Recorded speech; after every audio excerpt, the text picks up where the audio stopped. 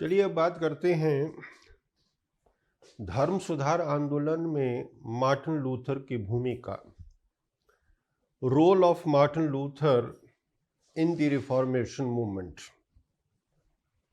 Martin लूथर का जन्म 10 नवंबर 1483 में जर्मनी में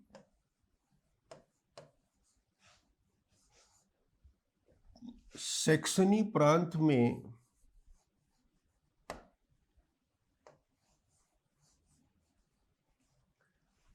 आइसलबेन नामक ग्राम में हुआ था। मार्टिन लूथर के पिता माइनर थे, यानी खान मजदूर थे, और वो मार्टिन लूथर को एक वकील बनाना चाहते थे, उसे एक लॉयर बनाना चाहते थे। लेकिन मार्टिन लूथर ने 1505 में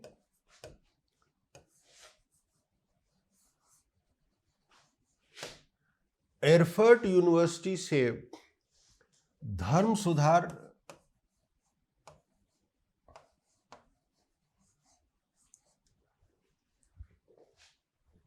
मार्टिन लूथर ने एरफर्ट विश्वविद्यालय से धर्म शास्त्र की शिक्षा प्राप्त की। So he studied theology at the university of Erfurt. 1508 में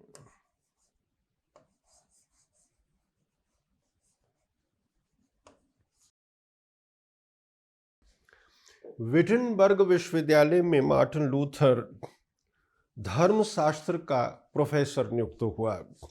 सो he became the professor of theology. Theology का अर्थ होता है धर्मशास्त्र। विटनबर्ग विश्वविद्यालय में धर्मशास्त्र का प्रोफेसर नियुक्त हुआ। उसने बाइबल के अध्ययन में दक्षता प्राप्त की। So he became an expert in the biblical studies. प्रारंभ में मार्टिन लूथर चर्च का कट्टर अनुयायी था। इसका अर्थ ये हुआ कि उसका चर्च में पूर्ण विश्वास था, चर्च का कट्टर अनुयायी था, और यहाँ तक माना जाता है, यहाँ तक कहा जाता है कि यदि कोई चर्च की बुराई करता था तो मार्टिन लूथर उससे नाराज हो जाता था। लेकिन 1511 में मार्टिन लूथर ने रोम की यात्रा की, और रोम जाने पर उसने पोप और धर्माधिकारियों का जो विलासितापूर्ण जीवन देखा, उससे वो आश्चर्यचकित रह गया। यानी उसने जो बाइबल में अध्ययन किया था और धर्मशास्त्रों का जो उसके द्वारा अध्ययन किया गया, उसने रोम में जो विलासितापूर्ण जीवन देखा वो उसके अध्ययन से बिल्कुल विपरीत था। इसका अर्थ ये हुआ कि 1511 में जब मार्टिन लूथर रोम गया और वहाँ के जीवन को जब उसने स्वयं अपनी आंखों से देखा तो विचलित हो गया। लेकिन फिर भी मार्टिन लूथर के मन में कभी भी ये नहीं था कि वो चर्च के खिलाफ आंदोलन करे, चर्च के खिलाफ विद्रोह करे। उस समय भी उसके मन में ये कोई भावना नहीं थी। रोम से वापस लौटने पर, विटनबर्ग पहुंचने पर उसने जो धर्मशास्त्र थे उनका गहन अध्ययन किया।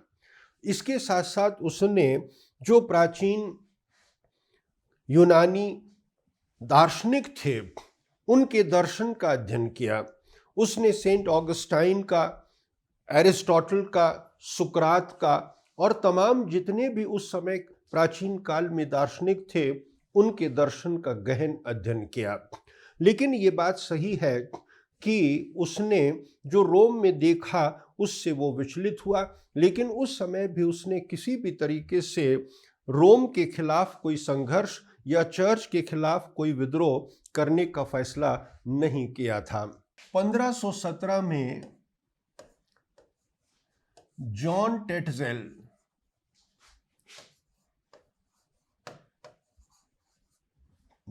टेटजेल मार्टिन लूथर से विटनबर्ग में मिला और उससे पाप मोचन पत्रों की बिक्री में सहयोग मांगा। लेकिन इस समय मार्टिन लूथर ने जॉन टेडजेल को ये पाप मोचन पत्रों की बिक्री में सहयोग देने से इनकार कर दिया। जैसा हमने पहले भी कहा कि मार्टिन लूथर का ये कहना था कि पाप मोचन पत्रों से खरीद कर पापों से मुक्ति मिलती हो, ऐसा कहीं भी बाइबल में नहीं लिखा है। जॉन टेडजेल धन कमाना चाहता था और पाप मोचन पत्रों की बिक्री में मार्टिन लूथर का सहयोग चाहता था।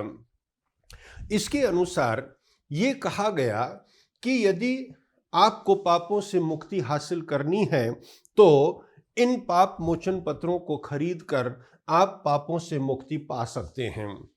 जॉन टेडजेल तो एक कदम और आगे गया।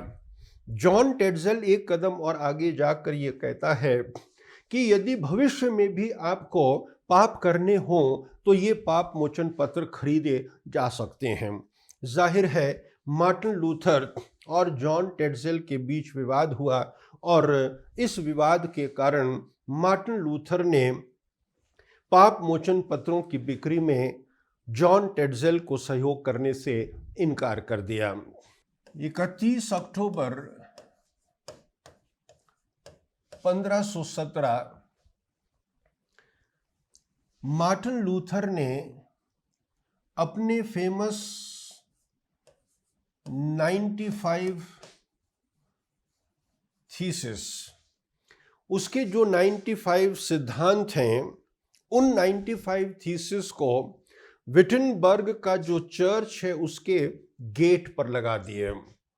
सो he nailed the 95 thesis on the gates of the church at Wittenberg. Wittenberg में जो चर्च था उस पर 95 थीसिस को लगा दिया गया। लेकिन खास बात यह है कि 95 थीसिस का इस चर्च के गेट पर लगा देने का उद्देश्य कहीं भी चर्च के खिलाफ रिवोल्ट करना या विद्रोह करना नहीं था। 95 थीसिस का केवल उद्देश्य एक बौद्धिक चिंतन था। इसीलिए हम ये कहते हैं 95 thesis was meant to be an academic exercise. It was not a war on Rome. इसका अर्थ ये हुआ कि 95 थीसिस को इस चर्च के गेट पर लगाने का उद्देश्य केवल एक बौद्धिक चिंतन था, उसकी व्याख्या करने का उसका उद्देश्य था और ये कहीं भी रोम के विरुद्ध संघर्ष या विद्रोह करना नहीं था। ये निष्कर्ष हमने कैसे निकाल लिया? ये निष्कर्ष हमने इसलिए निकाल लिया कि 95 थीसिस मूल रूप से लैटिन भाषा में लिखे गए थे और लैटिन भाषा आम आदमियों की भाषा नहीं थी, ये केवल बुद्धिजीवियों की भाषा थी और बुद्धिजीवियों की भाषा होने के कारण हमारा ये मानना है कि इसका उद्देश्य केवल बौद्धिक चिंतन था। इसीलिए मैं बार बार कहता हूँ 95 thesis was meant to be an academic exercise. It was not a war on Rome. लेकिन तुरंत ही 95 थीसिस का जर्मन भाषा में अनुवाद कर दिया गया और जर्मन भाषा में अनुवाद करने के साथ ही इसका बड़े पैमाने पर इसका प्रचार प्रसार किया गया। इसका अर्थ ये हुआ कि मार्टिन लूथर ने जो 95 थीसिस में व्याख्या की थी उसकी जानकारी कई जितने भी उस समय जर्मन राज्य थे उन राज्यों तक पहुंच गई और इस तरीके से मार्टिन लूथर को 95 थीसिस के बाद चर्च के खिलाफ संघर्ष करने और उसका विरोध करने का जो अवसर मिला उसमें सहयोग प्राप्त हुआ।